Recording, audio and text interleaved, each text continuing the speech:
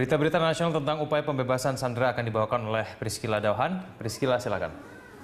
Ya, terima kasih Egan. Sebelumnya kita akan berita mengenai Presiden Joko Widodo yang mengisi hari libur beserta keluarga memilih acara intern di kediamannya di Sumber, Solo, Jawa Tengah. Mereka mengisi liburan dengan berolahraga di Stadion Manahan. Ibu negara dikawal ketat Pas Pampres serta ditemani sejumlah teman akrabnya. Sesekali di saat berjalan menyusuri stadion, Ibu negara selalu disapa dan berhenti untuk berselfie bersama. Senda gurau Ibu negara terpancar saat bertemu dengan teman akrabnya yang berada di Solo. Ibu negara Riana Joko Widodo tidak ditemani Presiden Jokowi dalam aktivitas ini.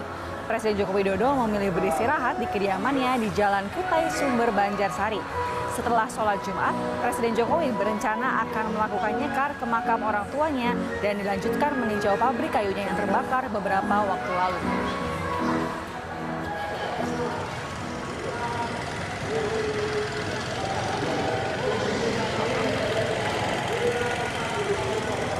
Wakil Presiden Yusuf Kala menyayangkan capaian pertumbuhan ekonomi kuartal 1 2016 yang hanya mencapai 4,92%. Namun jika berjanji penyerapan anggaran akan digenjot di kuartal kedua untuk mendorong pertumbuhan ekonomi. Masih di bawah target kita, tapi kita akan berusaha kuartal berikutnya ini bisa memperbesar anggaran dan juga membuka ekonomi lebih baik.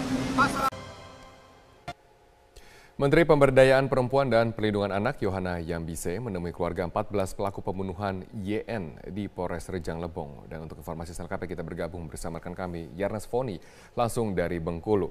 Yarnes, apa saja yang dibicarakan antara Menteri PPPA dengan keluarga pelaku? Ya Robert, yang dibicarakan dalam mengenai meminta keterangan dari para orang tua dan juga keluarga dari pelaku pembunuhan YY yang terjadi di Rejang Lebong pada awal April lalu. Diketahui bahwa 14 tersangka saat ini masih 2 orang masih belum diketemukan dan pertemuan tersebut berjalan sekitar 1 jam.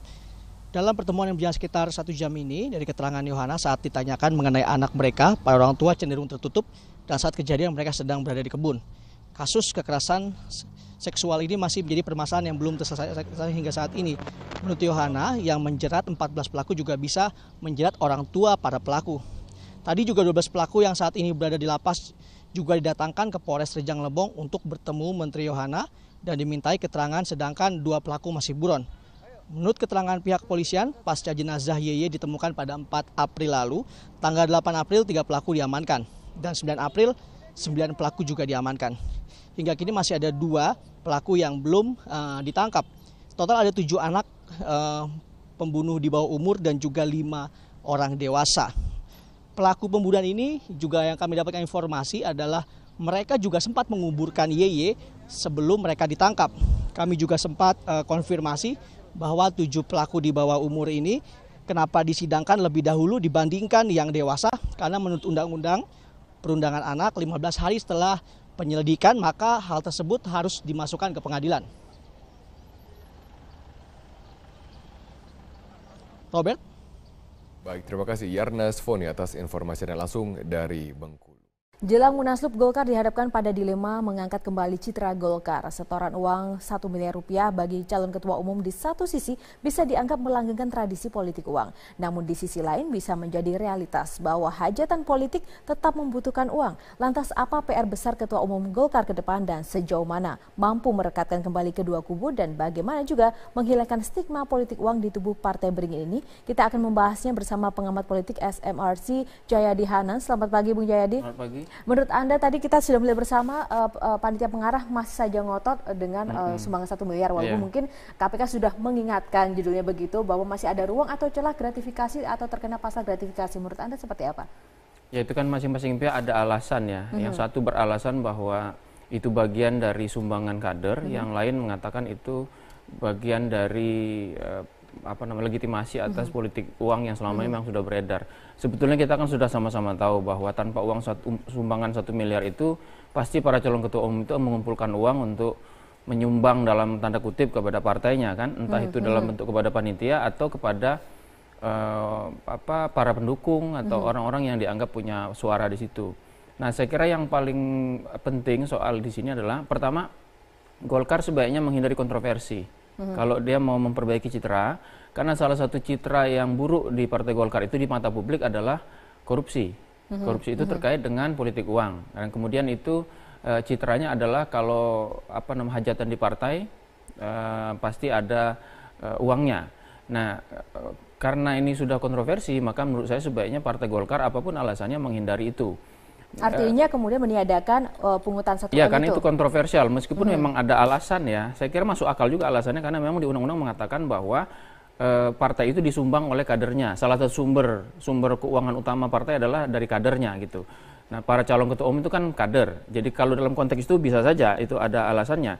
Tapi pada saat yang sama itu kan ada kecurigaan yang cukup banyak dan ada penolakan. Jadi menurut saya kontroversi itu sebaiknya tidak dilakukan, diteruskan supaya citra Partai Golkar tidak terpuruk gitu lebih jauh lagi. Karena Munaslup ini adalah momentum Golkar untuk tidak hanya memilih ketua umum, tidak hanya melakukan rekonsiliasi, tapi juga adalah untuk memperbaiki citra Partai Golkar di mata publik gitu. Apa yang harus dilakukan Golkar untuk itu? Saya kira kita semua tahu bahwa uang itu akan berpengaruh dalam proses perhelatan partai seperti ini. Minimal untuk membiayai perhelatannya kan. Tapi pertanyaannya memang kenapa sampai sebesar itu gitu. Nah, misalnya beberapa waktu lalu kan ada pemberitaan bahwa kenapa biaya Partai Golkar sampai kita dengar 67 miliar gitu ya. Biaya untuk mengadakan padahal cuma memilih ketua umum gitu ya. Jadi memerlukan 67 miliar atau 66 miliar misalnya. Nah, salah satu komponen misalnya yang kita dengar adalah bahwa yang membuat itu menjadi mahal adalah adanya uang saku.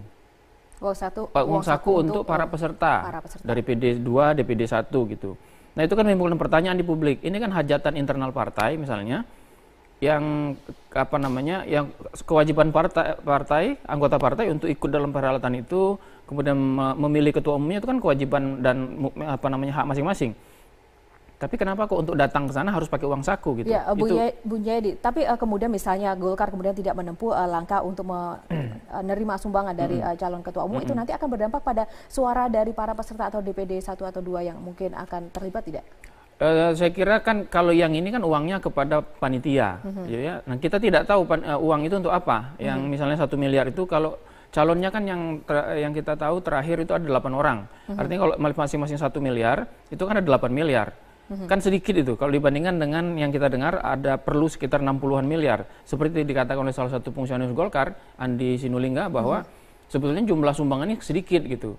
Artinya ada uang lain yang harus disiapkan oleh calon untuk memenangkan partai itu. Nah, di sini yang kemudian menimbulkan pertanyaan di publik. Jadi ini seolah-olah jatahnya untuk panitia, nanti ada uang lagi yang harus dikeluarkan gitu. Nah, jangan sampai timbul persoalan seperti itu atau image seperti itu. Maka yang penting menurut saya di Golkar itu kalau memang mau melopori persoalan kebersihan partai dari sisi politik uang ini adalah transparansi kalau yang mau. Jadi Partai Golkar itu perhelatannya itu menggunakan uang untuk apa saja, anggarannya untuk apa saja, dari mana sumbernya, ya itu yang selama ini kita nggak tahu kan. Kita tahu pengeluaran partai banyak sekali, tapi kita nggak pernah tahu sumbernya itu sebenarnya dari mana, berapa sesungguhnya, siapa saja yang menyumbangkan. Nah, kalau Golkar mau memberikan contoh kepeloporan itu dimulai dari sekarang, misalnya dimulai dengan transparansi bahwa partai jumlah biayanya sekian, sumbernya dari sini, semuanya itu halal dan sebagainya. Menurut Anda apakah dengan kondisi yang saat ini, menurut Anda peluang seperti apa yang mungkin akan diambil oleh Partai Golkar untuk menyikapi kontroversi ini? Mereka masih akan terus lanjut dengan dugaan saya mereka akan menghentikan ini karena nomor satu jumlahnya kan tidak signifikan. Nomor dua itu akan terus-menerus menjadi pembicaraan di publik, juga terjadi perbedaan yang cukup tajam di antara kandidat. Nah, itu akan membuat pembicaraan mengenai perhelatan Partai Golkar ini, Munaslup Golkar ini menjadi negatif. Padahal Golkar memerlukan coverage media, pembicaraan di publik yang positif supaya citra Golkar melalui proses munaslup ini justru lebih positif, bukannya malah menjadi negatif. Ya, tapi kemudian kalau misalnya pun dihilangkan, apakah itu menjadi salah satu jaminan bahwa tidak akan ada politik uang dalam proses perhelatan? Tidak ada jaminan, munaslup? tidak ada jaminan gitu. Karena itu kalau memang sekali lagi kalau Golkar mau memperbaiki citra itu dan menjadi pelopor ya, karena masalahnya bukan hanya masalah Golkar, ini masalah semua partai. Publik tahu bahwa di setiap partai itu ada uangnya, cuman soalnya besar apa enggak gitu kan. Nah, kalau Golkar, memang persoalan utama sistem kepartaian kita ke depan, reformasi partai politik ke depan itu adalah bagaimana memperbaiki, mereformasi sistem keuangan partai politik. Nah, Golkar bisa memulainya dari sini dengan cara memberikan transparansi saat ini kepada publik, bagaimana munaslup Golkar. Dengan demikian, Golkar bisa menunjukkan kepada publik bahwa momentum munaslup Golkar sekarang ini bukan hanya sekedar berebut kekuasaan untuk menjadi ketua umum atau saling berebut mencari akses kepada pemerintah, bukan itu. Tapi ini adalah momentum bagi Golkar untuk memberikan contoh dan memulai reformasi partai politik ke depan dengan dimulai dari reformasi keuangan partai politik. Ya, bagaimana Anda juga melihat ini tadi Bung Jayadi terkait dengan ada anggota atau mungkin calon ketua umum yang kemudian secara tegas Syahrul Yassin Limpo tadi menegaskan bahwa tidak akan mau menyumbang seperti itu. Ini menjadi salah satu dorongan positif juga kah? Ya, saya kira itu satu dorongan yang positif bagi partai Golkar, bagi panitia untuk melihat bahwa memang persoalan ini bisa jadi menimbulkan kontroversi. Nah, daripada menimbulkan kontroversi, saya kira akan lebih baik kalau aspirasi itu tidak dibungkam, ya, misalnya dengan mencoret yang bersangkutan, tapi dicari jalan tengah. Bagaimana caranya? Misalnya, kalau salah satu kebutuhan dari panitia adalah agar para calon itu ikut menanggung biaya biaya perhelatan. Itu harus dilakukan secara transparan. Jadi mengapa 1 miliar dan sebagainya. Jadi sehingga tidak ada pihak yang kemudian dirugikan dari sikap terhadap uang 1 miliar ini. Oke, baik. Nanti kita akan membahas sebenarnya sejauh mana peluang-peluang bagi para calon ketua umum Golkar yang saat ini sedang mendaftar dan nanti berlaga, dan bagaimana kemudian Golkar ke depan dan masa depan demokrasi di Indonesia. Kita akan bahas usai jeda, pemirsa. Tetaplah bersama kami hanya di Metro Pagi.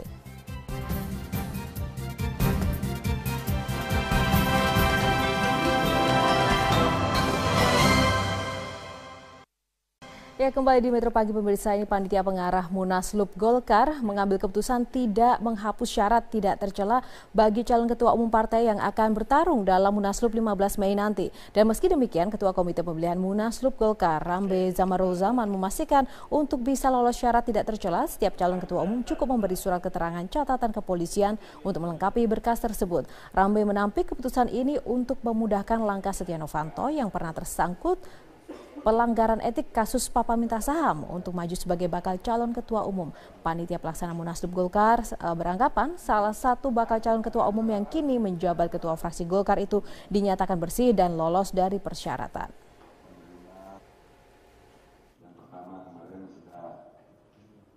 Jadi saya ulangi lagi di sini, tidak ada pendaftaran bakal calon pada saat Munas nanti.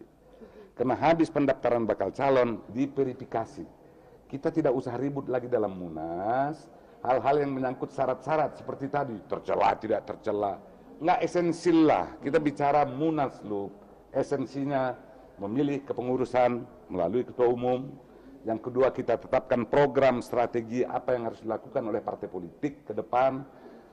Menyampaikan partai politik sesuai dengan tugasnya, rekomendasi-rekomendasi yang diperlukan melalui Munas. Ya, Bu Jayadi tadi Ketua Pemilihan Partai Golkar, Ketua Umum Partai Golkar ini, Rambe menyatakan bahwa syarat tidak tercela bukan bagian yang sangat esensi. Padahal itu mungkin menjadi salah satu hal dasar untuk menjadi atau tolak ukur seorang pemimpin untuk partai besar seperti Golkar. Menurut Anda seperti apa? Ya betul, kan kalau Ketua Umum Golkar atau Ketua Umum Partai itu kan idealnya tidak hanya diterima oleh kalangan internal partai. Tapi yang lebih penting sebetulnya adalah bagaimana seorang ketua partai itu bisa tampil di publik, bisa membuat partainya lebih diterima di publik gitu. Nah, di situ pentingnya. Berbeda dengan pandangan Pak Rambe tadi bahwa tercela atau tidak tercela itu sesuatu yang tidak esensial. Mungkin bagi partai Golkar secara internal tidak esensial. tidak esensial ya, tetapi syarat tercela tidak tercela itu mungkin secara administratif nggak terlalu penting, tapi dari sisi politik itu berkaitan dengan integritas dan kredibilitas. Integritas dan kredibilitas itu adalah salah satu syarat sangat penting untuk menjadi figur publik, untuk membawa yang akan melekat pada kepimpinan seorang partai politik seperti ketua umum, karena ketua umum itu nanti kan jadi simbol atau wajah partai di publik gitu. Kan ada 3 wajah partai itu. Pertama, wajah partai di publik secara keseluruhan, itu organisasi partai. Itu diwakili oleh ketua umumnya. Nah, salah satu tujuan dari keberadaan Partai Golkar, juga partai lain, adalah bagaimana memenangkan suara hati publik sebesar mungkin supaya suara Golkar makin banyak. Nah, itu antara lain melalui seorang figur yang tidak kontroversial di mata publik gitu. Itu punya integritas dan kredibilitas yang tinggi. Menurut Anda kontestasi dari untuk Caketum Golkar saat ini seperti apa? Peluang-peluang yang ada? Saya kira ini menarik ya. Saya kira akan berjalan sangat kompetitif karena tidak seperti pertarungan pemilihan ketua umum Golkar sebelumnya yang biasanya didominasi oleh 1 atau 2 nama. Kalau kali ini kan seolah-olah itu sepertinya tidak ada satupun nama yang mendominasi. Satu. Yang kedua, semuanya adalah lapis kedua dari elit pimpinan Golkar saat ini. Kan lapis pertama yang generasi Pak Abu Rizal Bakri, Agung Laksono dan sebagainya. Sekarang ini lapis kedua yang lebih muda. Nah, mereka belum ada yang terlalu dominan di antara mereka itu. Jadi ini akan kompetitif. Nah, tinggal faktor-faktor apa yang menjadi variabel yang akan menentukan keterpilihan mereka. Artinya apa yang menjadi pertimbangan para pemegang hak suara dalam hal ini DPD 2 dan DPD 1 Golkar untuk menentukan siapa ketua umum yang akan mereka pilih. Nah, dugaan saya akan ada 3 faktor yang bermain. Saya belum tahu yang mana yang paling kuat, tergantung Golkar mau kemana. Satu, faktor uang. Ya, siapa yang paling punya banyak isi tas itu mungkin akan berpengaruh. Kita belum melihat tanda-tanda bahwa faktor ini akan hilang. Ya.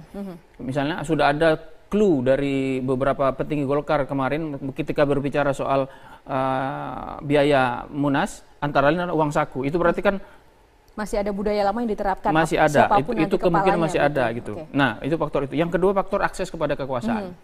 Jadi siapa yang dianggap memiliki akses kepada kekuasaan atau siapa yang dianggap memiliki kemampuan untuk mengakses kekuasaan secara lebih kuat, lebih cepat, itu ini akan dianggap memiliki kemampuan untuk menjadi ketua umum.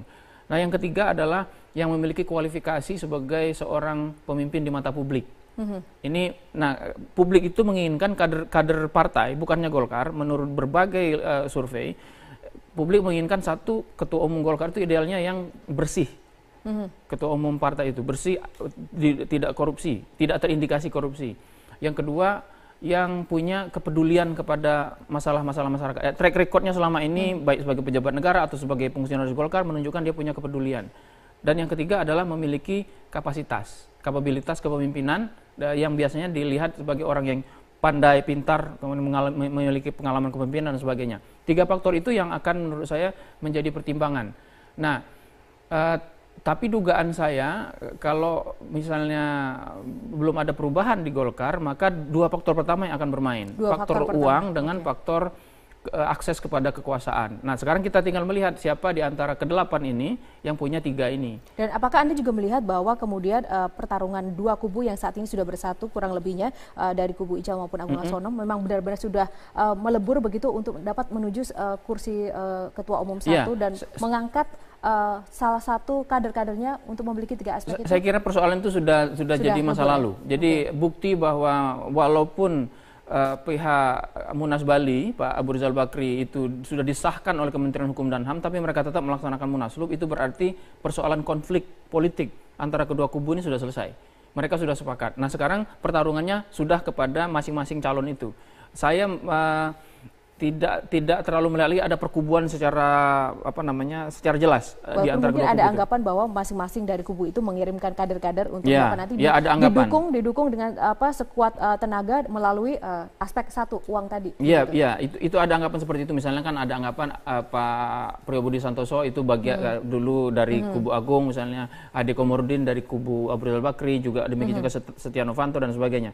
Tapi kalau kita lihat sekarang faktor itu sudah tidak terlalu bermain. Yang lebih bermain adalah 3 faktor itu di publik. Siapa yang bisa mendekati DPD 1, DPD 2, kemudian siapa yang kemudian kira-kira dianggap paling punya akses kepada kekuasaan. Makanya kalau kita perhatikan kan beberapa waktu belakangan ada seolah-olah berlomba-lomba mencari legitimasi pemerintah kan.